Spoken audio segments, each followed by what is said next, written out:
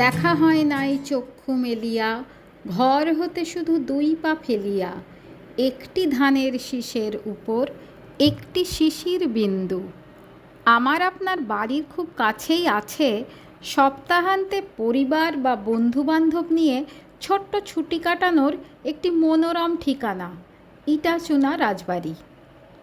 এখানে পৌঁছানোর সবচেয়ে কাছের স্টেশন হলো ব্যান্ডেল। সেখান থেকে বর্ধমান লোকাল ধরে খন্দান স্টেশন। কলকাতা থেকে গাড়িতে মাত্র 2 ঘন্টায় পৌঁছানো যায়। রাজবাড়িতে ঢুকতেই পাবেন রাজকীয় অভ্যর্থনা। এরপর চক মেলানো লম্বা করিডোর ধরে পৌঁছে যাবেন আধুনিক সুবিধাযুক্ত রাজকীয় অন্দরে। ঠাকুমার ঘর, ছোট বৌদির ঘর অথবা বড় বৌদির ঘরের পুরনো আসবাব আর অন্দর সাজে মুগ্ধ হতে হতে কখন যেন চলে যাবেন বহু যুগ পিছনে।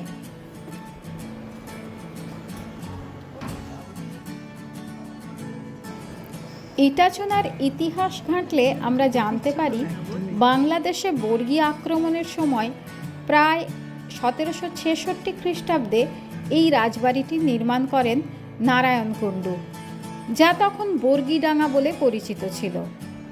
বাড়িটি মূলত বাহিরমহল, অন্দরমহল আর দেবমহল এই 3 ভাগে বিভক্ত। দুপুরের রাজকীয় বাঙালি লাঞ্চ খেয়ে একটু বিশ্রামের পর গাইড আপনাকে ঘুরিয়ে দেখাবে পুরো রাজবাড়িটি। সেখানে সভাঘর আর প্রশস্ত ছাদ, পুরনো জলাশয় সবই আপনাকে মুগ্ধ করবে।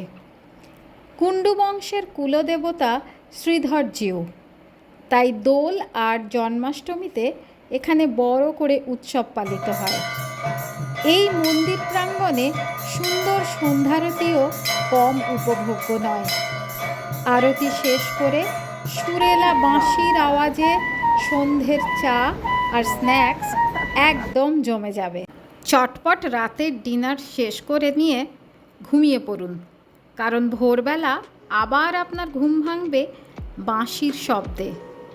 ব্যাস, এবার ব্রেকফাস্ট করে ফেরার পালা।